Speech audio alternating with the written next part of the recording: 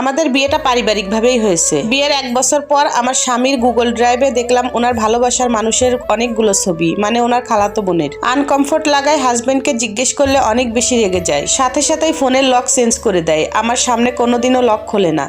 তার 1.5 বছর পরে দুজনের মেসেজগুলো মেসেঞ্জারে দেখি। মেসেজগুলো বিয়ের দেখে মনে হয়েছে অনেক যত্ন করে রেখে দিছেন। যতটুকু জানতে পারছি, আমার হাজবেন্ডের বড় ভাইয়ের সাথে ওই খালাতো বোনের বিয়ের কথা হচ্ছিল, তাই আমার হাজবেন্ডের অনিচ্ছায় মেয়েটাকে অন্য জায়গায় বিয়ে দিতে হয়। ওই আপুরও এখন 2টো মেয়ে আছে। আমার হাজবেন্ড ওনার সাথে আমার সামনে নর্মালি কথা বলে, মানে আর কি ওনাদের সাথে দেখা হলে, ঈদ পর্ব বা কোনো অনুষ্ঠান হলে আসে, তখন আমার সামনে নর্মালি কথা বলে দুইজন। কিন্তু আমার মনে হয় সব ঠিক থাকলেও অনেক কিছু ঠিক নেই। আপুটার ছবিগুলো ডিলিট করতে বললে রেগে যায় অনেক। আপুটার সাথে নাকি কোনো রকম পছন্দ সম্পর্ক ছিল না, কখনো নাকি কথাও হয় নাই। তবে মেসেঞ্জারের মেসেজগুলো যখন দেখলাম, তখন আমার স্বামী আমার সাথে অনেক বেশি বাজে ব্যবহার করলেন। রেগে গিয়ে যা ইচ্ছে তাই বললেন। সবকিছু জানার পরেও কিছু বলতে পারি না। ছবি মেসেজ বিয়ের 2.5 বছর পরেও রেখে দিচ্ছেন। আমার সব দায়িত্ব পালন করেন, কিন্তু ওনার কাছে আমার কোনো গুরুত্বই নেই। এটা আমি প্রতিটা মুহূর্তেই অনুভব করি। আমার হাজবেন্ড অনেক ভালো একটা জব করেন ঢাকায়। তার অফিস থেকে ফ্ল্যাট দিছে বিয়ের আগেই। একা থাকেন, কিন্তু আমাকে নেন না। আমাকে পড়াশোনার বাহানায় আরেকটা শহরে মেসে রাখছে।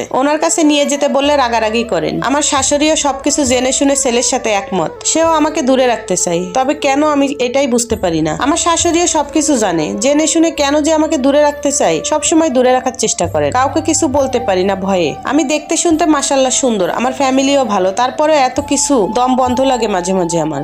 উনি প্রয়োজনের বাইরে কোনো কথা আমার সাথে বলেন না। মানে অনেক ধরনের কথা আছে না, স্বামী স্ত্রী বসে অনেক সময় গল্প আড্ডা, কত রকমের কথা হয়। সে তার প্রয়োজন ছাড়া আমার সাথে কখনোই মন খুলে একটা কথা বলে না। আমি সব সময় বলি, তোমাকে ছাড়া আমার থাকতে অনেক বেশি কষ্ট হয়। আমি আর এই দূরে শহরে থাকতে চাই না, আমাকে তোমার কাছে নিয়ে চলো। এভাবেও বলে দেখেছি, তুমি তো পুরুষ মানুষ, তুমি একা থাকো, রান্না বান্না খাওয়া দাওয়া তোমার অনেক সমস্যা হয়। মানে অনেকভাবে বোঝানোর চেষ্টা করেছি যে আমাকে নিয়ে তোমার কাছে রাখো। তো সে এই কথা বললেই সবসময় রেগে যায়। এসব নিয়ে আমি যতবার অভিযোগ করছি ততবারই বলেছে, থাকলে এভাবে থাকো, না হয় চলে যাও। আচ্ছা, এইভাবে কি কোনো মানুষ থাকতে পারে? স্বামী স্ত্রী দুইজন একসাথে থাকবো, ছোট্ট একটা সুন্দর সংসার হবে, আরো কত কত আশা স্বপ্ন নিয়ে আমি এই সংসারে আসছি। কিন্তু তার কাছে আমার এইসব স্বপ্ন আসার কোনো গুরুত্বই নেই। আমার মনে হয় ওই কাজিনকে উনি এখনো আগের মতোই পছন্দ করেন, ভালোবাসেন, যার জন্য আমার রাগ, কষ্ট, গুরুত্ব, মায়াতে কোনো কিছুতেই ওনার কোনো কিছু যায় আসে না। উনি আমাকে কোনো কিছু বলতে শুনতে দিতে চান না, নিজের মতো করে থাকেন। কি করা উচিত জানি না আমার। এভাবে দিনের পর দিন পার করতেছি, কিন্তু মেন্টালি অসুস্থ হয়ে যাচ্ছি। দিন যাচ্ছে আর আমি ডিপ্রেশনের ভিতরে চলে যাচ্ছি।